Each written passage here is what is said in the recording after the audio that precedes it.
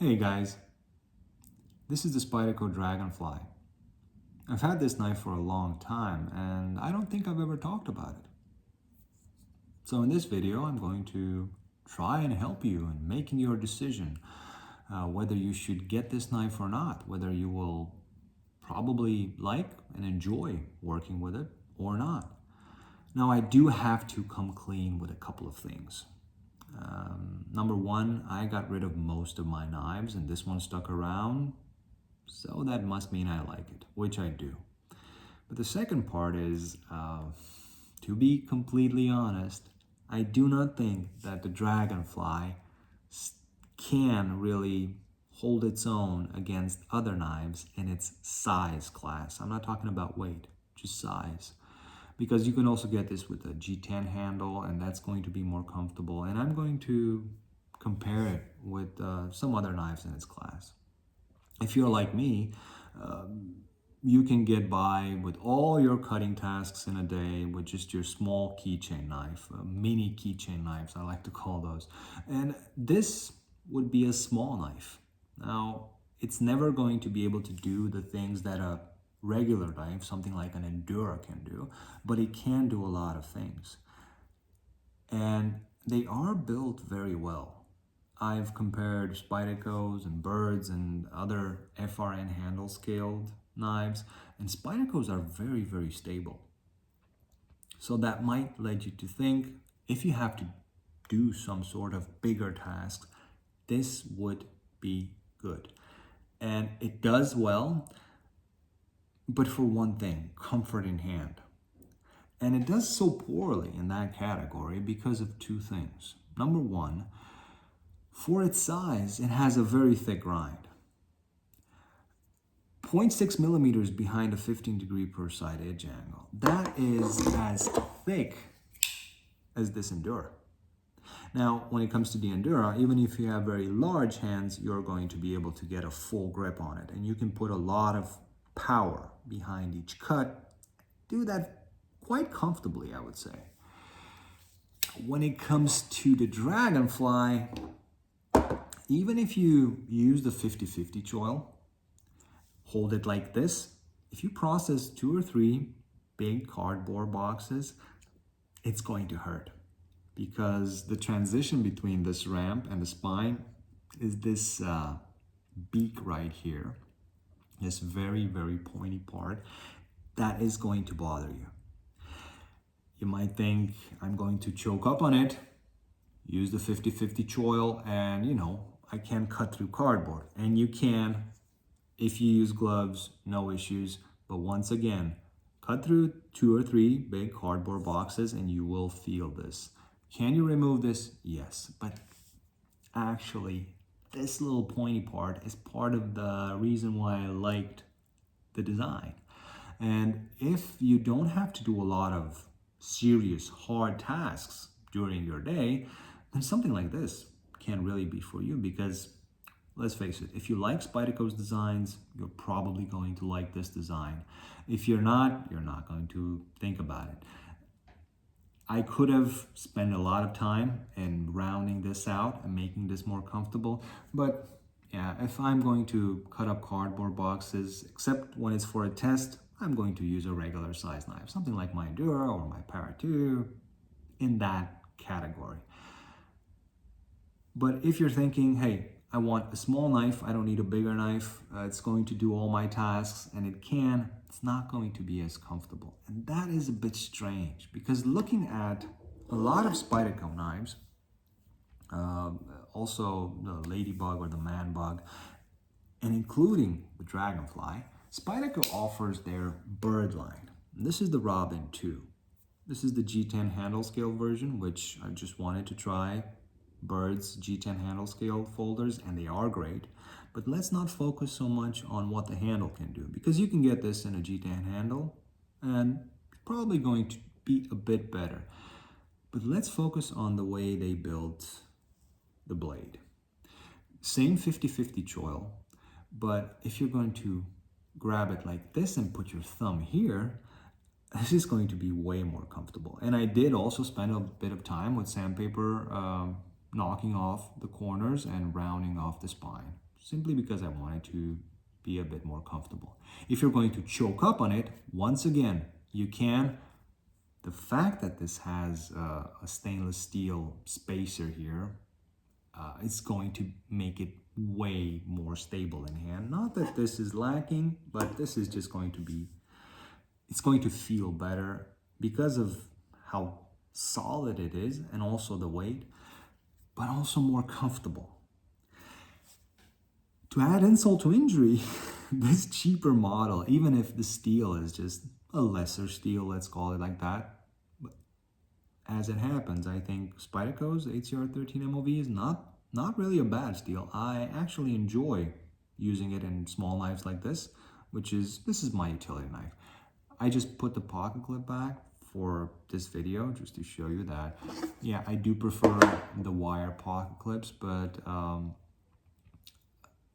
these will get the job done. And I did have to put a small lanyard here to help me if I don't want to choke up on the knife. If I just want to do some cuts, drawing cuts like this, it does help in hand. But the insult to injury part is the fact that this knife from the start has a thinner grind. Like I said, this one is about 0.6 millimeters behind a 15-degree per side edge angle, which is like the Endura. This one is 0.5, a bit thinner.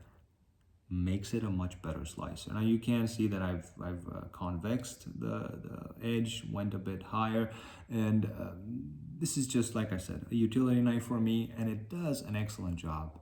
I enjoy using it. I also keep it very tight, so it takes a bit more effort to open, but I can still swing it close and open and close one-handed.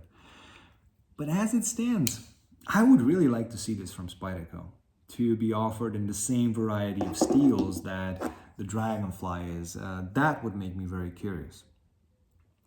I like FRN handle scales, especially the ones from Spyderco. I think, well, to me, they say working knives, and I do enjoy wire pocket clips.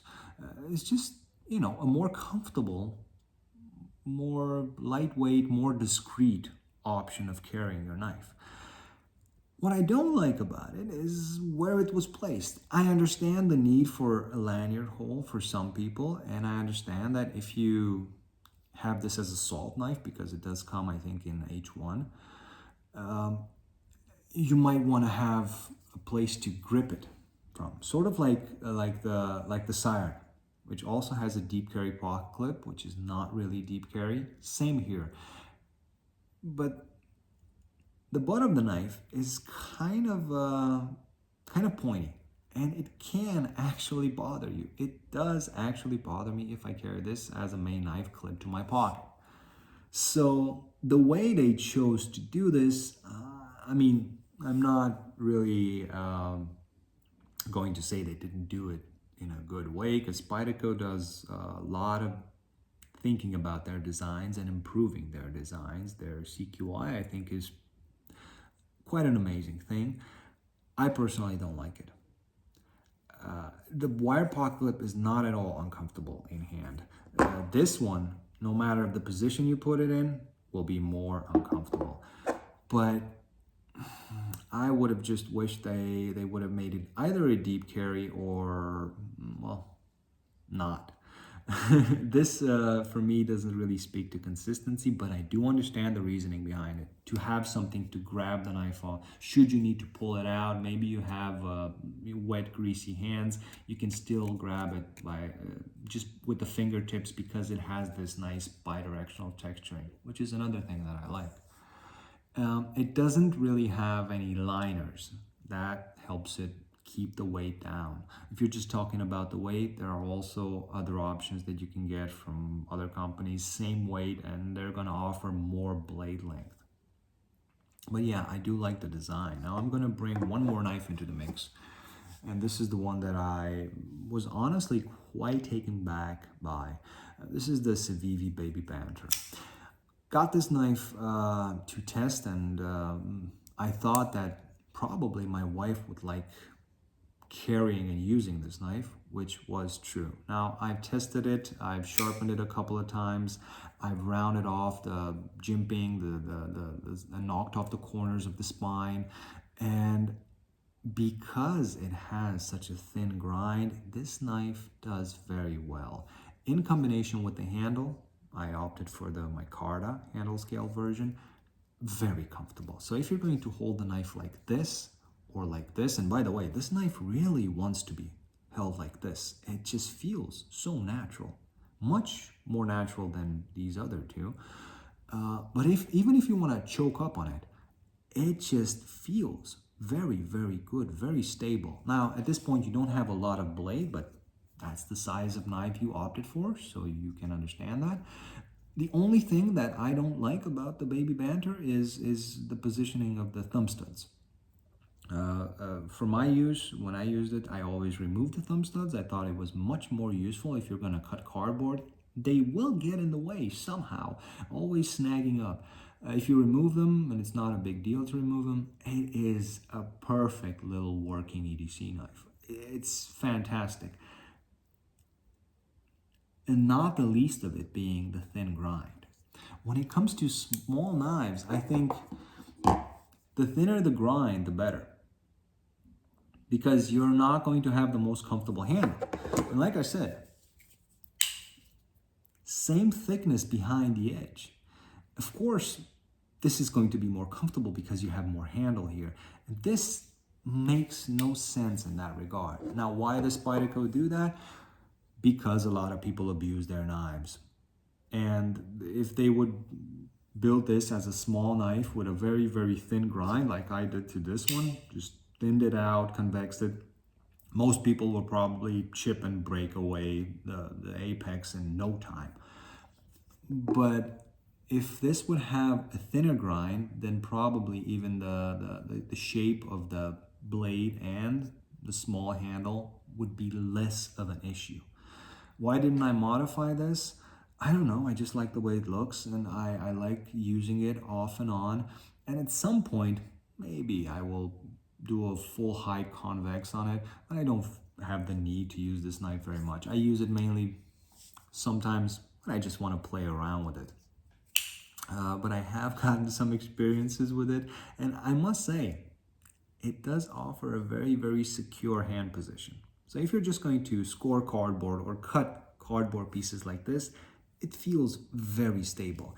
In this hand position, not so much. But like this, just cutting through stuff, it feels very good. And if you get the G10 version, it's probably going to be a bit heavier, and it will add to how stable the knife feels in hand.